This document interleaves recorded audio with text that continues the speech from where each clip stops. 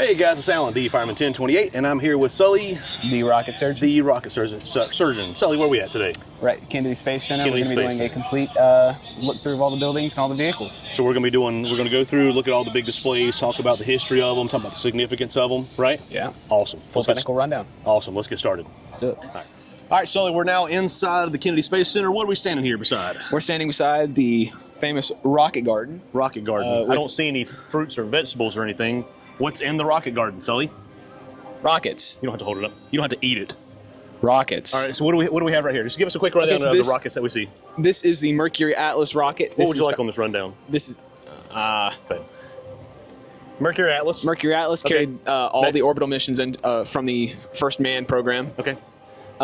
This is the Atlas Agena rocket, which launched the Agena upper stage on top of an Atlas I have booster. a girlfriend named Agena. I don't care. That's a Jupiter rocket back there, which is a converted Redstone, which launched the first American satellite into space. This is like really close. I don't know about that one. I think that's the Thor Able vehicle. Yeah, Thor Able. Like the God of Thunder. Yeah, launched the first telecommunications satellite over here.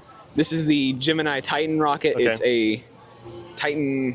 What is it? Titan lower stage. Okay. Titan missile. Yes. Basically converted to carry a full upper stage and Gemini capsule on top. Right, what's the guy with the shark in the back? That is a Delta II. That Delta is II. that was recently retired as of I think 2012. And what's that big some biscuit laying down in the back over there? That is a Saturn 1B that would launch Apollo 7 and all the Apollo Skylab missions. Fantastic. And Apollo Soyuz. Where to next? Well, actually, we gotta do the one more little thing over there. That's the F1 massive F1 engine, which is powered the Saturn V. Like Formula E? No. So where are we going next? We're going to the Gateway building? Let's go to the Gateway. Awesome, let's go. All right, we're walking in the Gateway building, and oh, this never gets old. This absolutely never does. Yeah, this never gets old. Just like being able to look up and see landed Falcon Heavy booster, just there. It's just like looking around. It's just something else entirely.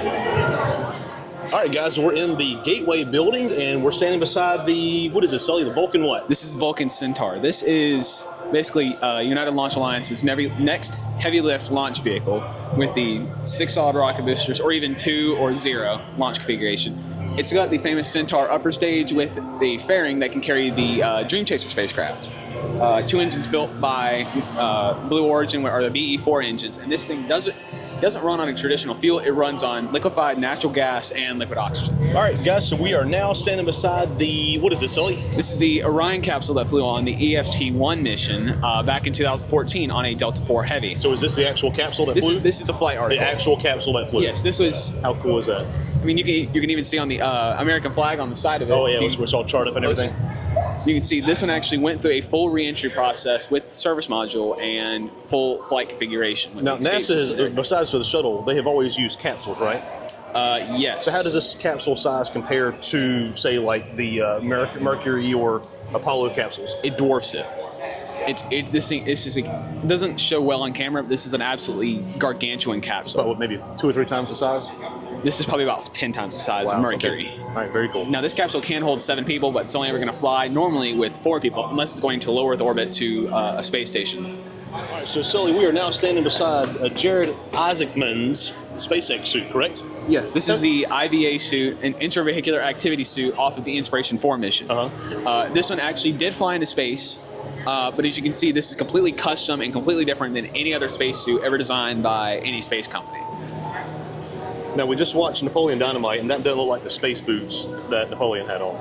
Not quite space boots, but very... What are they called? Now, this suit currently is estimated to be around, I think, $2.5 million each. Wow. And we've seen 2 of these. There's one in Huntsville and there's one here. Is that a 2-piece suit, or is that a 1-piece? Not much details on that. Yeah, that's the Inspiration 4 crew. But as you can see, each of these suits is molded to the individual person. With the life support system over here on the leg. There's a little white patch. You'll be able to see it in a second. That patch right there is the only thing that connects one of the only things that connects them into the actual capsule, which runs communications, cooling, water, everything. So this suit is one of a kind, but it will be used for all intravehicular activities inside any speed future missions. Very cool. All right, so now we're standing by the Atlas V. Does the V stand for Vendetta? No, this is the Atlas V rocket. It's built by United Launch Alliance. It, again, runs the Centaur upper stage, but this is the N22 configuration, I believe, where it has 2 solid rocket boosters, 2 main engines, and the Starliner capsule on top, which you wouldn't think this rocket would be that incredibly large, but if you look behind you, that's what the Starliner looks like compared to normal people. That's Starliner back there in the corner. So that it's an absolutely massive capsule, but this rocket, I mean, it's a very, very reliable rocket, has not failed to date, and it will be carrying many Kuiper satellites along with, actually it carried a lot of Cygnus capsules as well for the commercial resupply. Fun fact, the Atlas V has over 15 years of 100% mission success. It's a V. Look, it's a V. What is it? It has more than Saturn V? 600 Atlas program launches. 100% success. Is it Saturn V? Saturn V. You're going to enrage a lot of people in the comments with that. All right, Sully, so we're now standing beside the SpaceX Dragon what? This is Dragon 1. Dragon 1. This is the Cargo Dragon, the first real commercial commercial resupply capsule for the International Space Station. Reusable. Very, yeah. Even then it was still a first. Right. So this came before Cygnus. This came for Crew Dragon. This is the predecessor to the Dragon 2 or Crew Dragon capsule. Right. This flew from 2010 when I was born to 2020. Such a baby. Pretty good. It's so poetic. But as you can see, these are all the Draco thrusters. If you look at the bottom, you can actually see the heat pattern on the bottom from the re-entry. That's the phenolic resin. So the thing about this one is that it used a phenolic ablator, which is basically the most common heat shield type, except for refractory. If you come over here, you can see the main parachute hatch. Main parachute hatch is, of course, where they deploy the main parachute from. Now you can even see the shock cords on the side of it, which is something I've never really noticed. Which would actually hold the capsule from said parachute. That's the parachute ejection charge, and that's where it would dock to the International Space Station. All right, so we are now standing beside the Boeing helium-leaking Starliner. Stankliner. This capsule can hold quite a few people. You can't really see it from here, but it does have a older-looking interior. This thing leaks more gas than your grandpa does. I take offense to that. Yeah, this is the Boeing Starliner. It's you're still using traditional. This is not a real one, though, right? This is not an actual. No, this is it's an engineering mock-up. It's an engineering mock-up. Okay. Engineering mock-up. Is this your engineering mock-up? Go ahead.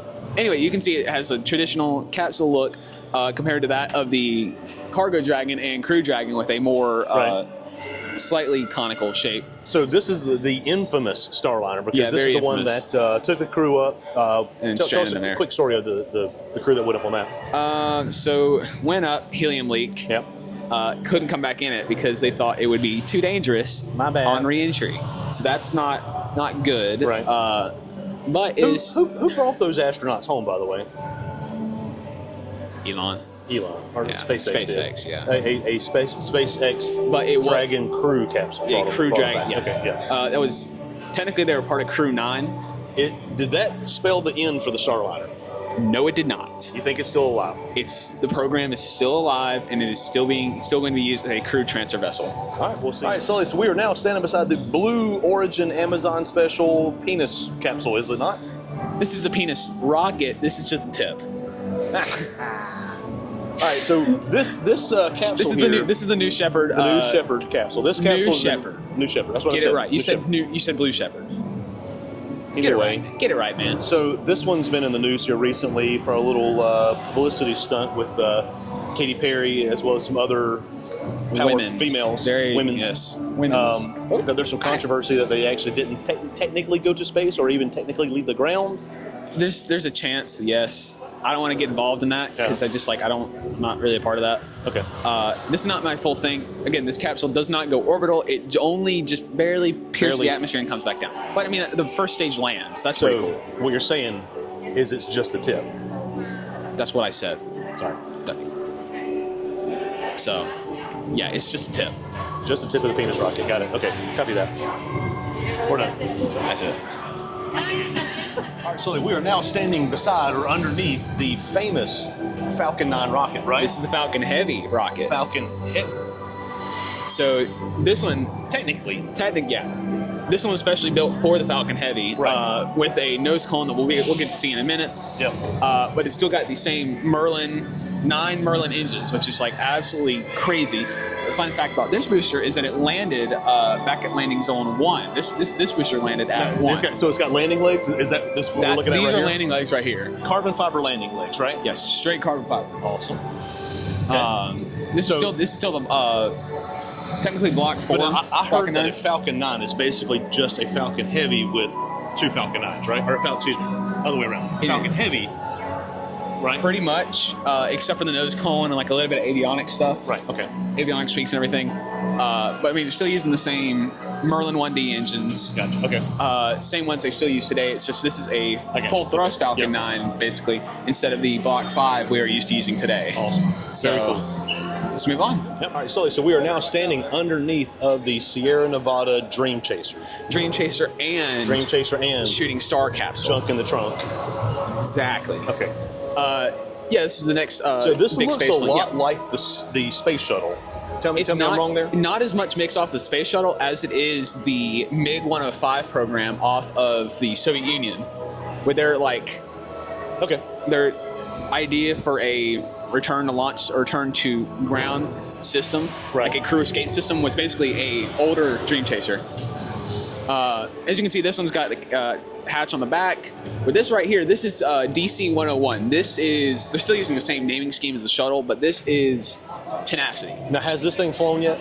It will be flying on a Vulcan Centaur rocket so it has sometime not flown in 25. Yet. Not yet. I'm excited to see this one fly. I think it's not going to be as pretty as the Space Shuttle was. Now, what is this going to be? How's this going to be launched? So it's going to be literally on top of the rocket. On which rocket? Vulcan.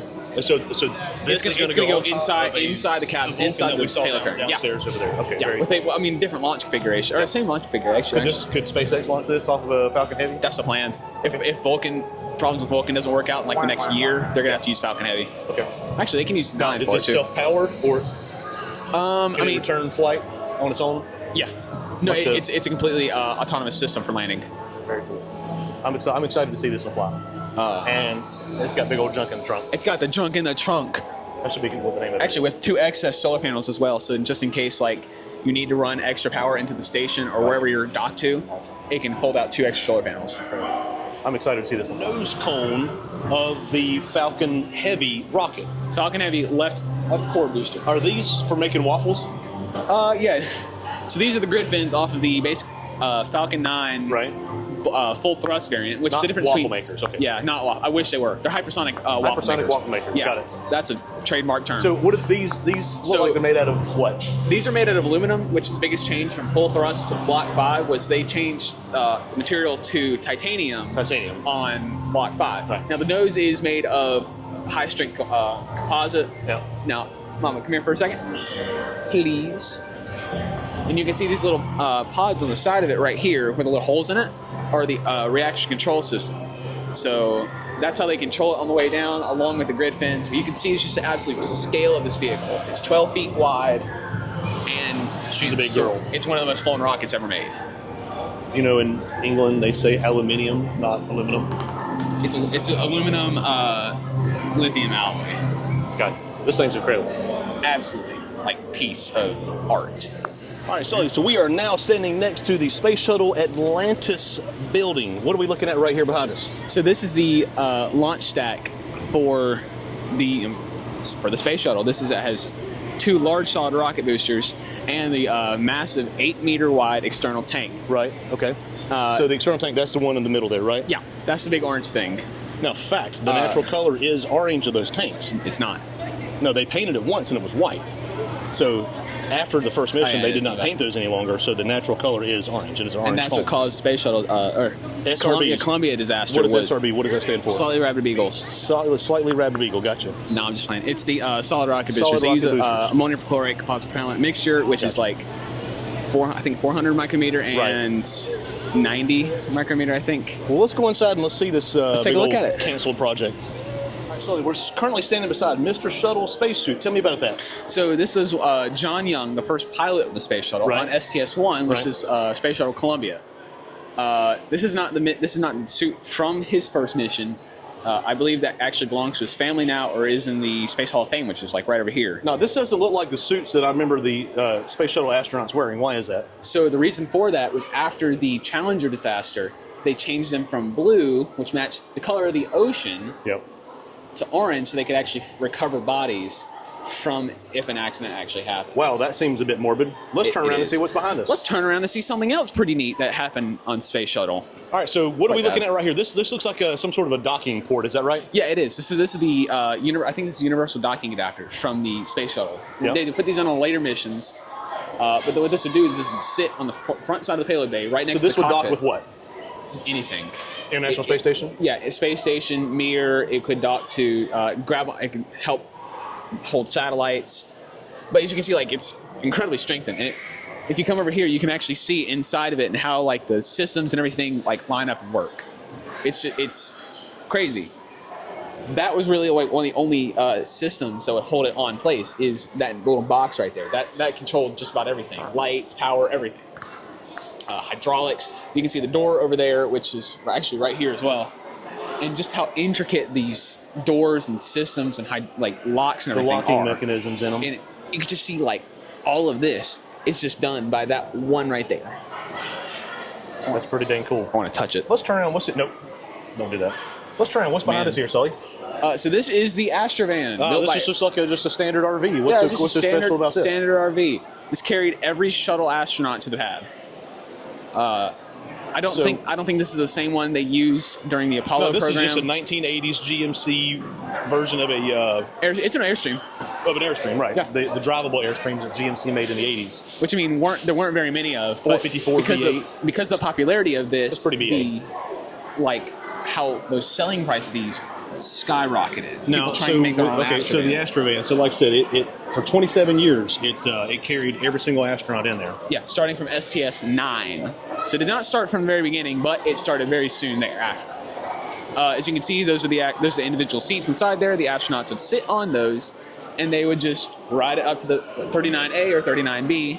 All right, so this looks like a big hat. What are we standing underneath here now? This is the quote-unquote beanie cap that sat on top of the Space Shuttle launch stack.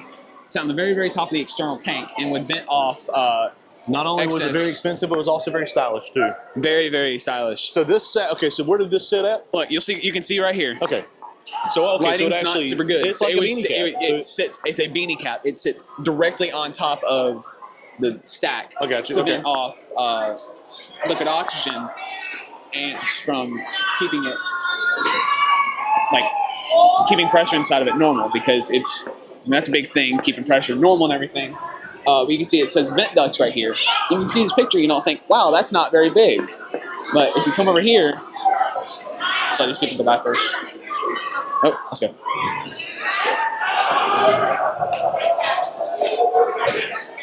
These vent pipes are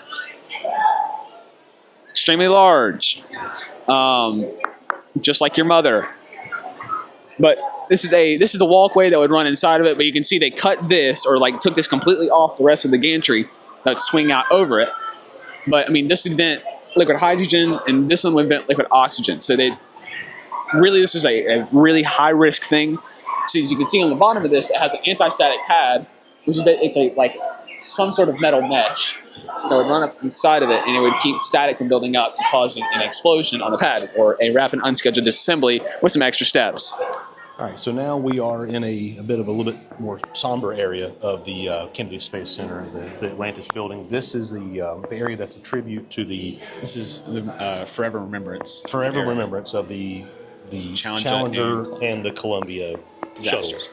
So these are actually pieces. These are the window frames from the Columbia, which was February 1st, 2003. Scott Manley has a great video, minute by minute. I'll put that in the description of what all happened with the Columbia disaster. And this is the left side body panel of the Challenger, which everybody remembers the Challenger from 1986 when it. Which is the same year as Chernobyl. Similar.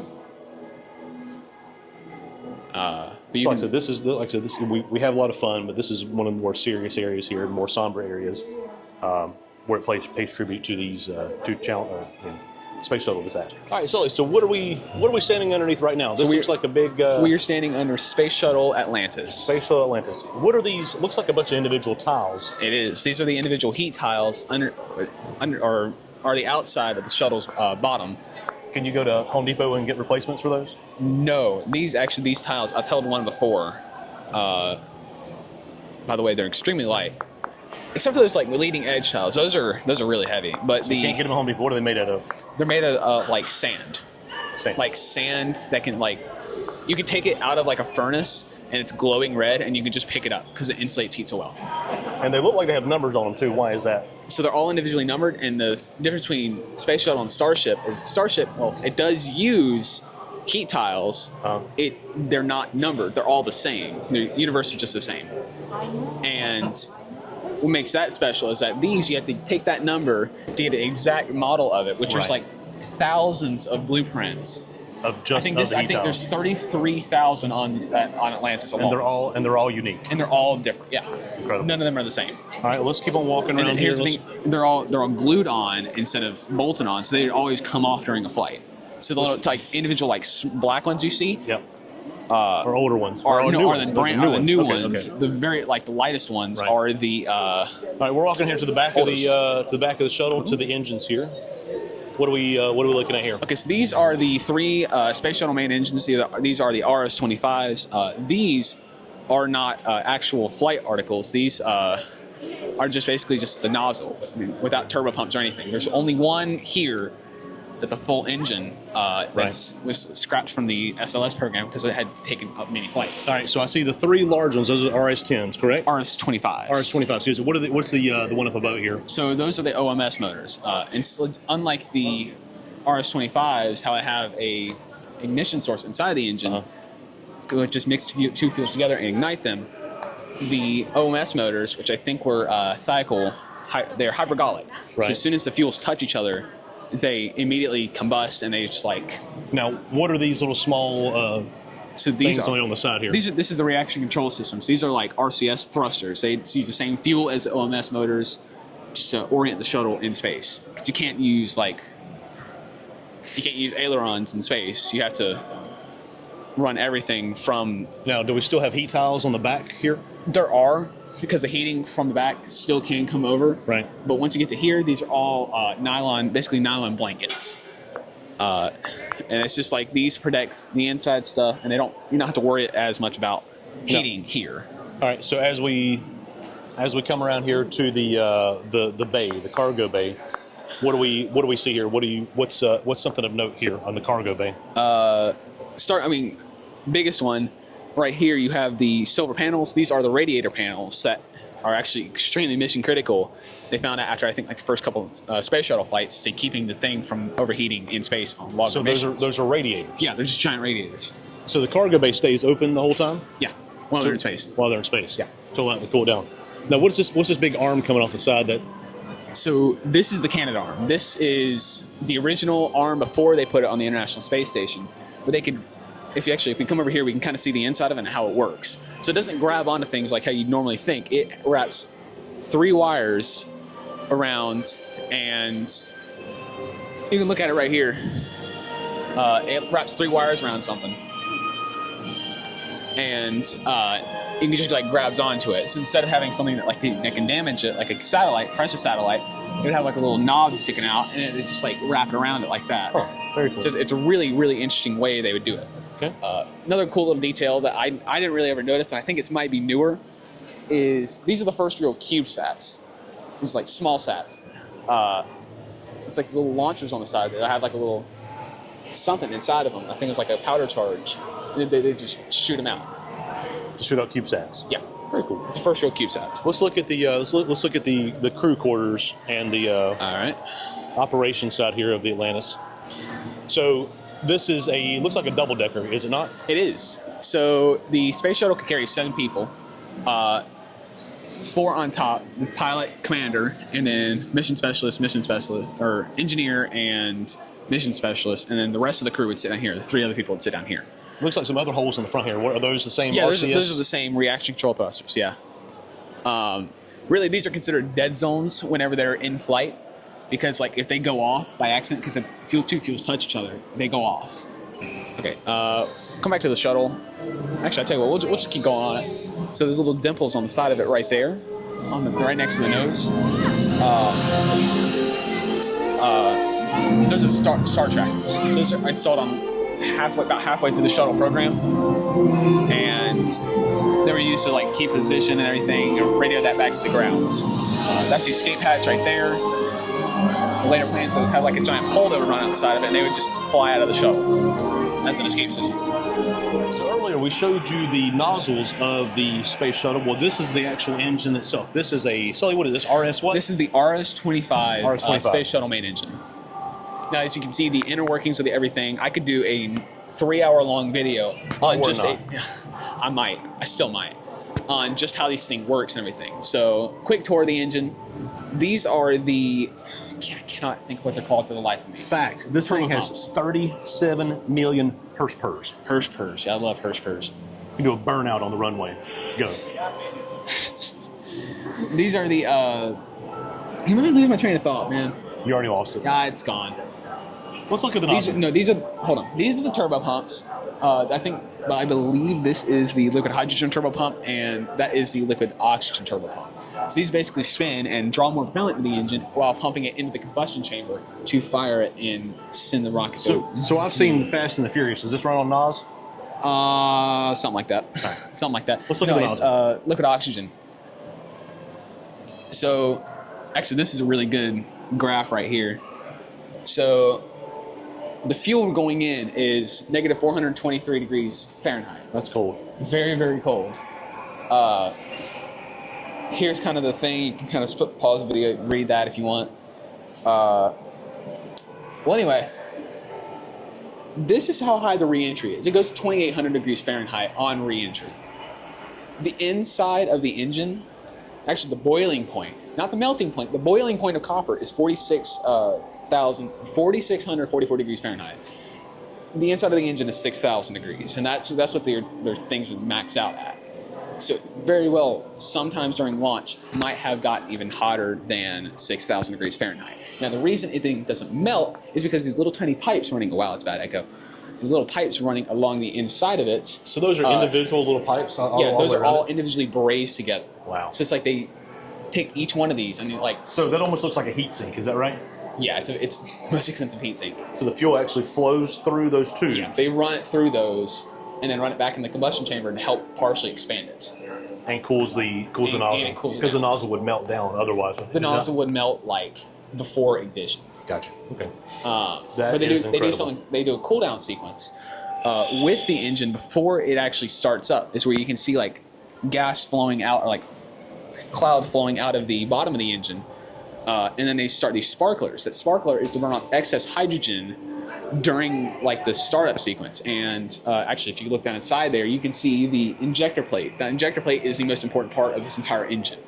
What that does is that basically mixes everything together and ignites it right there. That big hole in the middle of it is the actual ignition source. That's the business end. Yeah, they shoot TETB through a smaller strainer through that to vaporize it. As soon as it touches oxygen, it just like, it's the best way I know how to describe that, rapidly combusts. That is pretty awesome. Starting the RS-25 main Space Shuttle main engine. So what are we doing now, son?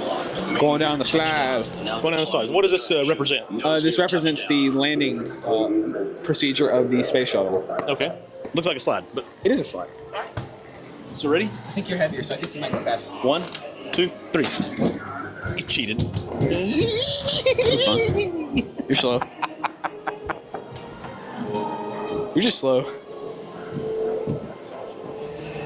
All right, guys, so we are now standing outside of a mosaic of the International Space Station. So what are these different sections of the space station that we're looking at? So this is really quite an interesting thing. As you said, it is the International Space Station. We have solar panels, radiators, habitation modules, science experiments, just like external science experiments that are launched very commonly off Falcon 9 with Crew Dragon.